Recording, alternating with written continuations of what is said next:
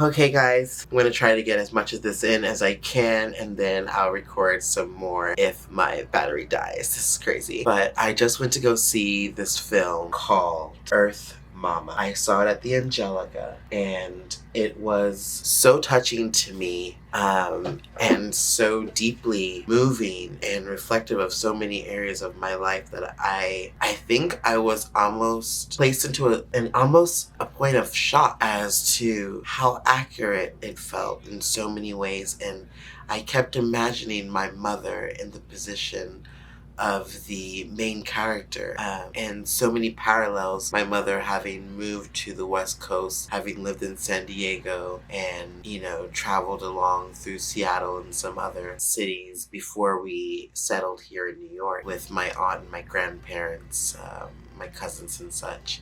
But there were so many parallels to my own life. I came home, and after having not shed a single tear in the theater, I went to my partner and I started talking to him about it. And as I didn't verbalize it, I thought to myself, wow, that boy and that girl looked so much like my sister and I. Like the little girl, she looked so much like my sister. And I look a little bit of a mess right now because I just finished crying for like a good bit, and I'm not going to fake it for the cameras to try to cry again. But I thought, I really have to come and talk about this because one of the things that I really like to do is to support Black creatives and support Black creative projects.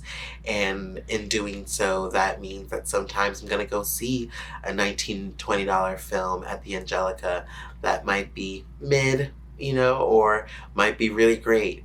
And in this case, I had seen Moonlight in this very same theater. And I had seen many other great films in this very same theater.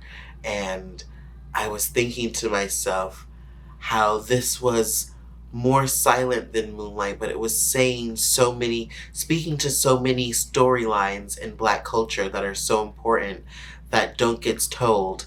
My mother herself, a sort of questioning woman who had many lesbian friends who helped her in many ways with the upbringing of her own children, and other friends of hers, and the way that the community of women around her really helped her through so many difficult times, even when she maybe didn't have the same comfort that she would have liked within family.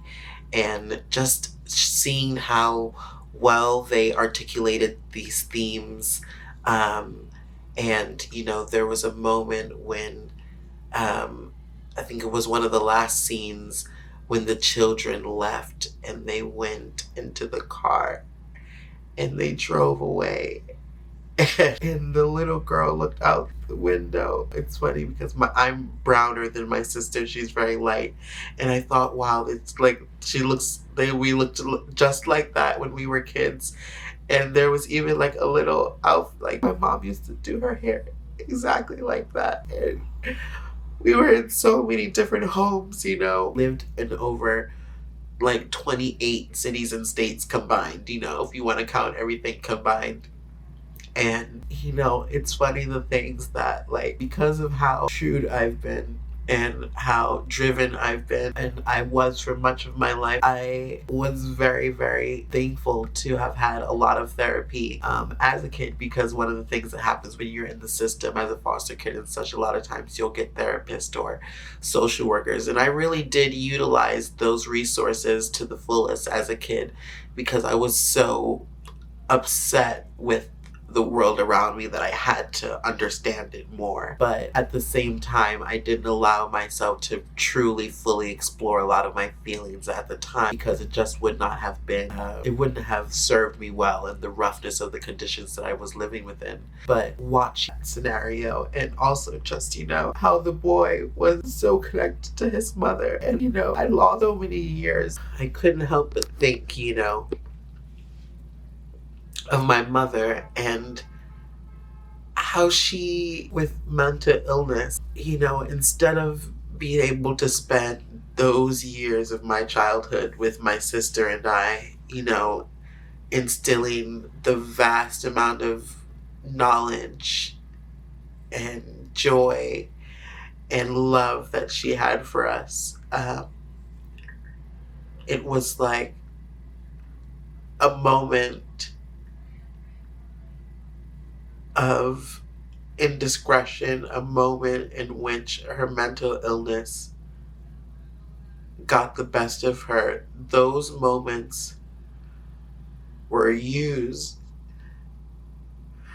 to characterize the entirety of who she was. And yes, she needed help, but as a survivor of these group homes and the foster care system and all of that mess, I realized in so many ways, that's why I went into fashion, that, everything is just what people see on the outside, which is a sad thing. But, learning to understand that also kind of frees you, because you realize it's not you, it's just other people's inability or lack of desire to see you for more than who you are, And I was very much that kind of Ariel boy who wanted to just be a part of that world of normal kids, who just got to experience life with their parents and their siblings. And, if the government were to give that same money that they would give to a foster parent or the system in some group home, whatever, they give thousands more than they would ever give to an individual to actually help their child. And if you think about it like that, there's more than enough money to help people. Just help people from the get-go.